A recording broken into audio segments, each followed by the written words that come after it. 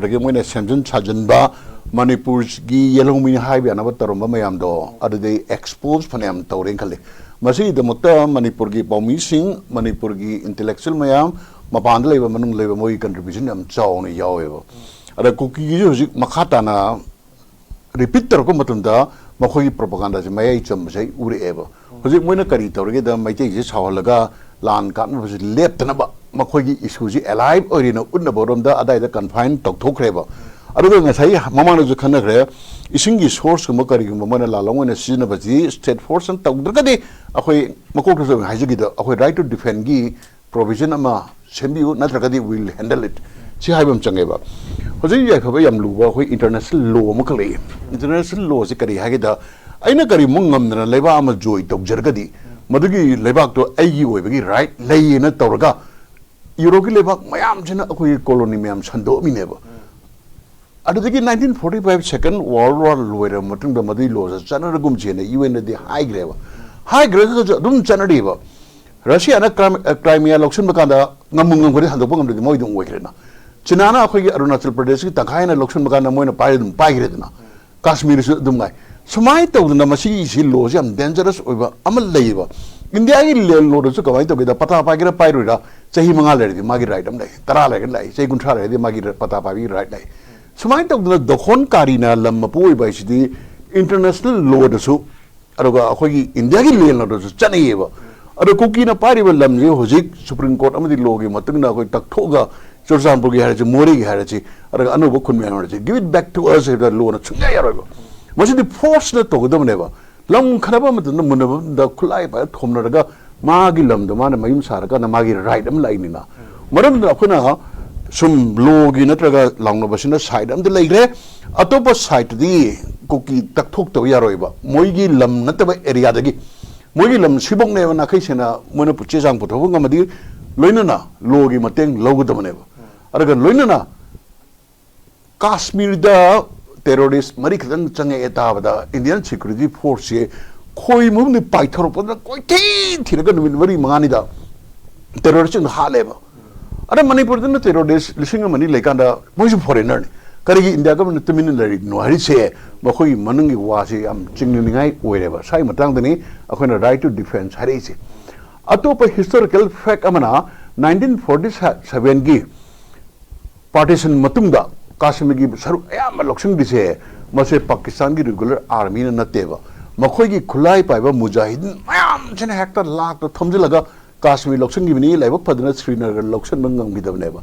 At the might of the non state actor Mayana, Lokshan Raga, Konadi, Pakistan, regular army, Thamdana Kotana, Pakistan occupied Kashmir, Azad Kashmir, and Tamgrena.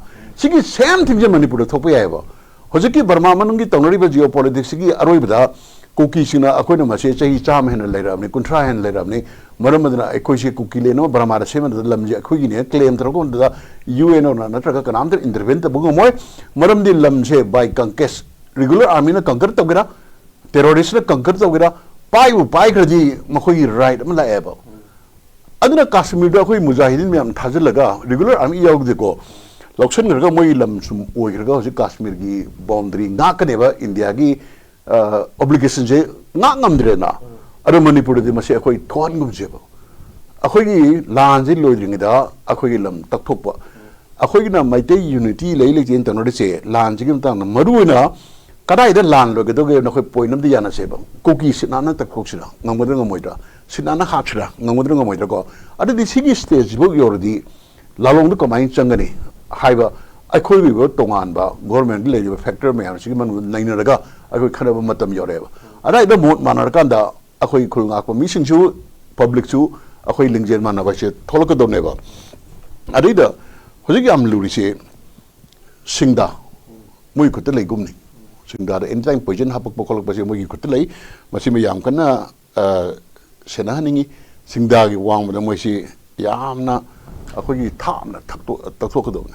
Sina Akoi, in part, when a control to a water supply is Adigi Matata, Nasayamanda was a Hamilton Hibi, Hodamina.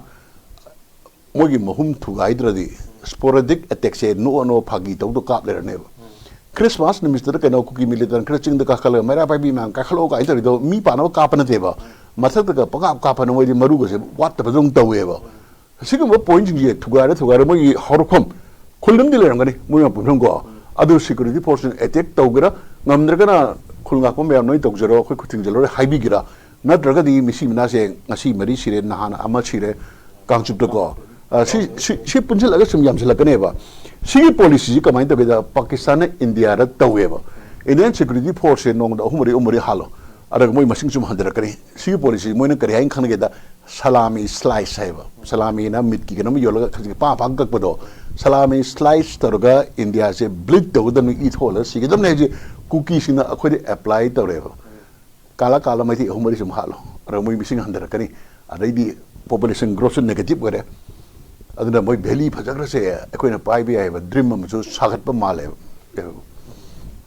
toy tham jage roi ram ji dei ada hojik sia khoi ne indian constitution indian law center na khoi ngak pi gani sum khal le di ngak pi ba su voice na khoi india da gi to khai taning go jino ti adu ma khoi obligation ai khoi gi 22300 km square mile do adune mine culture ne akhoi monument ching ne hojik monument har gi kabru ka ma ngamdori ro ko je akhoi kabru sidi hindu mahadev sing kabru mahadev in chali maiti lining gi horuk phone chali thangjing ka ma ngamdori bechara bonumita kabru lekha amadi keno kari kundola rembi mone thugar gi si lairu numi ki nongan ba lagi thorndi laidringi du tawune ba kundola rembi thukai bese kabru lekha thukai bese at the same hour thukai bene ba same day da me gi tang humjida ada kuki no sik wari e hau kanda me gi tang mari da hor kane ba masi mana kong pung na bol auction gi ne me gi tang hum thom dra me gi tang mari thoye ba moina machin tv chang che ada world ju khar khanga brain khale ada khoi intellectual sing facebook pari ba sing WhatsApp group to ri mayam che ma khoi contribution ji am chawi la lom da ada wa di se khoi khut kilan khar wa khoi kilan se wat ba chun te khut phari se khar kan family ma sin la khar thado an che